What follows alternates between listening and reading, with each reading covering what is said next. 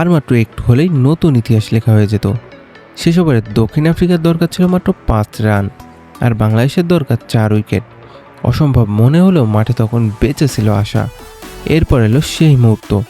অনেকটা দৌড়ে উড়ান্ত ক্যাচ নিল স্বর্ণা আক্তার।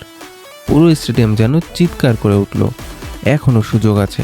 কিন্তু ক্রিকেট যে বড়ই নিষ্ঠুর।